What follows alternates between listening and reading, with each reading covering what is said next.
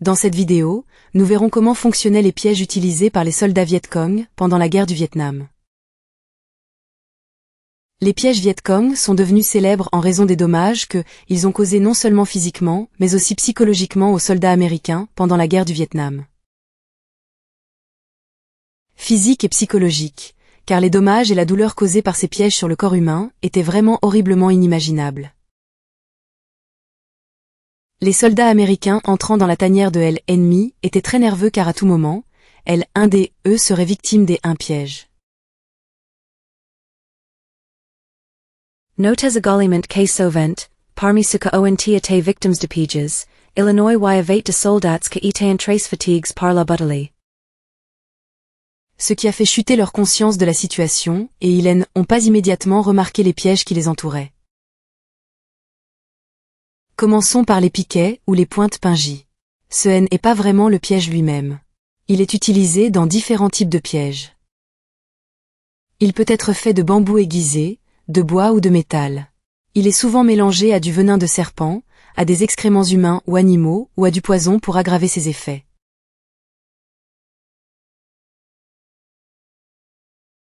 Le premier piège est le trou pingi. Il agit un grand trou profond dans le sol avec de nombreuses pointes incrustées dedans. Au-dessus se trouve un couvercle rempli de plantes et de feuilles pour que le piège lui-même ne soit pas évident. Quiconque tombe ici sera sûrement inanimé en raison de la taille et du nombre de pointes placées ici. Même si le soldat survit momentanément, il est difficile de sortir la victime immédiatement en raison du nombre de pointes placées et de la profondeur du trou. Pont-piège. Est un pont qui est intentionnellement brisé au milieu. Mais ce n'est pas seulement un pont brisé. Au fond se trouvent de nombreux pieux pingis qui sont souvent cachés sous l'eau ou dans la boue. Une fois que les soldats ont atteint le milieu, le pont se brise immédiatement, provoquant la chute du soldat sur les pieux pingis en dessous. Comme vous pouvez le voir, est aussi un piège mortel comme la fosse pingie. Planche à pointe. Est une planche allongée avec des pointes de l'autre côté. Toute cette planche est recouverte de feuilles ou de plantes. Lorsqu'elle autre extrémité sans pointe est piégée par l'ennemi, autre partie avec des pointes frappera la tête ou la poitrine de l'ennemi qui a marché dessus, ce qui en fait un piège très mortel. Piège à ours. Au début, les Viet Cong utilisaient ce piège à ours en métal. Mais il était facilement détecté par le détecteur de métaux de l'ennemi, et comme il en possédait que quelques-uns, les Viet Cong ont innové. Ce piège se compose de 2 planches avec des pointes. On les maintient côte à côte dans un trou dans le sol qui est à son tour recouvert de plantes ou de feuilles en surface.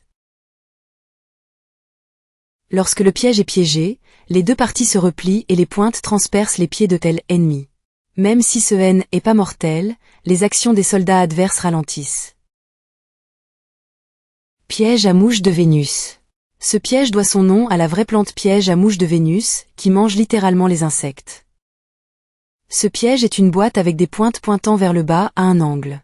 Lorsque le pied de l'ennemi glisse à travers, il n'est pas vraiment très vulnérable, mais lorsque le pied est tiré vers le haut, les pointes transpercent le pied, le rendant si dangereux. Ce n'est pas non plus mortel, mais cela ralentira le mouvement des ennemis. Piège à labyrinthe. Le piège à labyrinthe a différents modèles. Il peut être fait de bois avec des pointes, de boue arrondi avec des pointes, de boîte en bois avec des pointes ou de ciment rond avec des pointes. Ce piège à labyrinthe est suspendu à une corde qui à son tour est attachée à l'arbre. Sonderklencher est cache que est un cord rely au labyrinthe. Lorsqu'ennemi frappe le fil de déclenchement, le labyrinthe frappera immédiatement l'adversaire. Il agit un piège mortel en raison de la force de frappe du labyrinthe, en raison de son poids et de sa distance. Piège à fermeture latérale. Ce piège se compose de 2 lattes de bois avec des pointes. Il y a un caoutchouc placé en travers des 2 lattes pour créer une tension. Au milieu des 2 lattes, il y a un bâton de fer ou de bois placé pour séparer les deux. Lorsqu'ennemi marche sur le fer, et aussi à cause de la tension causée par le caoutchouc, l'ennemi sera transpercé par 2 lattes avec des pointes. Est aussi un piège mortel. Piège à tigre. Ce piège est constitué une planche ou un bois avec des pointes. Il est attaché à une corde qui est à son tour placée au sommet de l'arbre. Comme le piège à labyrinthe, il a un fil de déclenchement. Lorsqu'elle ennemi déplace son fil de déclenchement, il tombera immédiatement sur la tête de ennemi. Selon son poids et sa taille, ce piège est vraiment mortel. Piège à porte.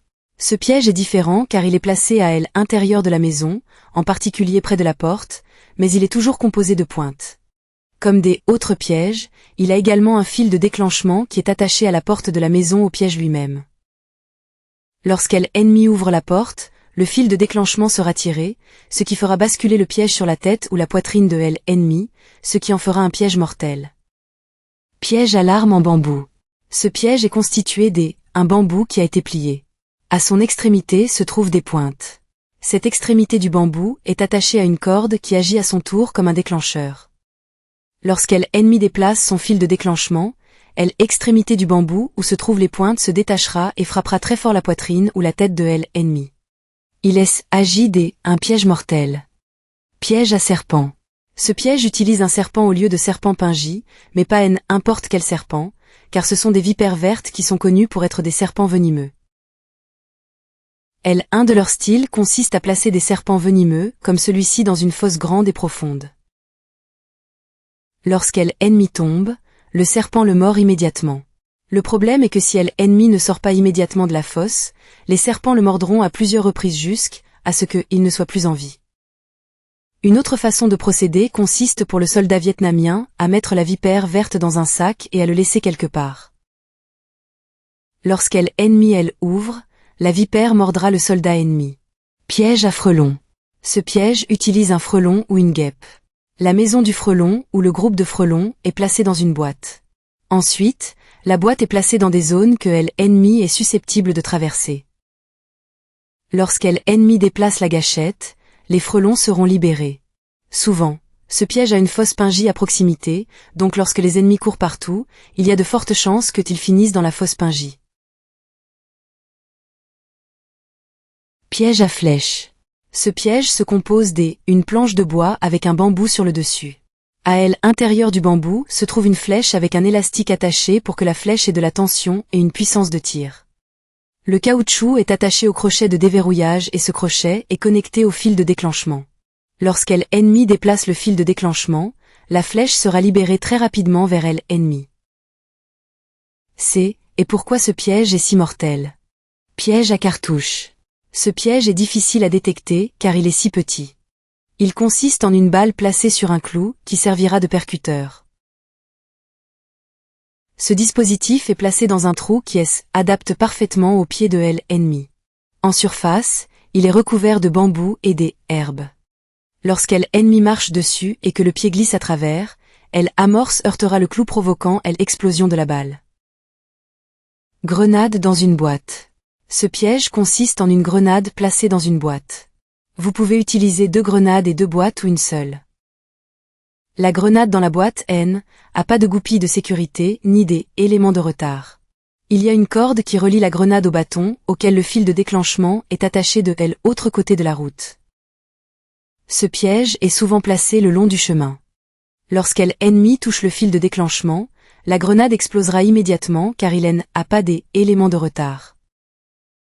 Ce type de piège a été créé parce que les soldats Viet Cong ont remarqué que les soldats américains aiment ramasser des drapeaux pour les souvenirs et aussi pour remplacer le drapeau Viet Cong par le drapeau américain, comme signe que la zone était sécurisée. Ce que les Viet Cong ont fait, est placer n'importe quel explosif au pied du mât du drapeau. Le déclencheur est la corde attachée au drapeau lui-même. Lorsqu'ennemi déplace la corde, la bombe explose immédiatement, ce qui peut gravement endommager la jambe de l'ennemi. Les clous de piège peuvent également blesser les autres autour. Maintenant, ces pièges ne sont pas seulement dangereux pour les soldats américains ennemis, mais aussi pour les soldats Viet Cong.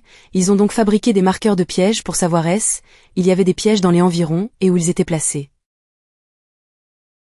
Chaque marqueur de piège signalait un piège spécifique, mais les Viet Cong changeaient leur signification de temps en temps parce que les soldats américains découvraient également leur signification.